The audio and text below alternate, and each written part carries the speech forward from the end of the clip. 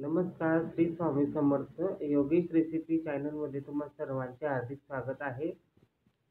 आजची रेसिपी आहे आपली बची हुई रोटी से बनाए बढ़िया नाश्ता.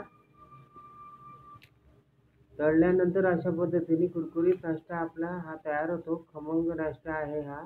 खारी टोस्ट बाजारातून विकत न आणता अशाच पद्धतीने शिल्लक पोळ्यांपासून तुम्ही अशा पद्धतीने तयार करू शकता.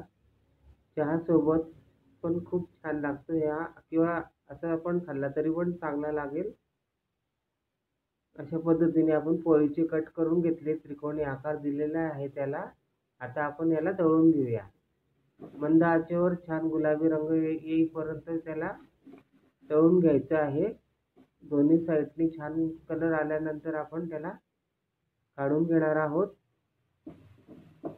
आणि नंतर आपण त्याच्यावर मीठ टाकणार आहोत, जेणेकरून अजून चवीला छान लागेल तो.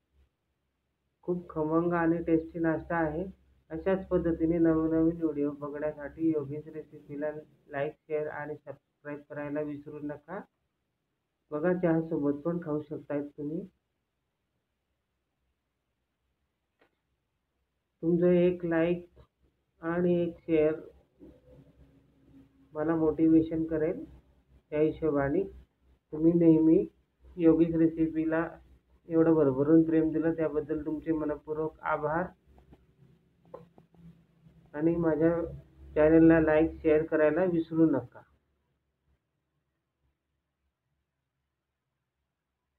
धन्यवाद.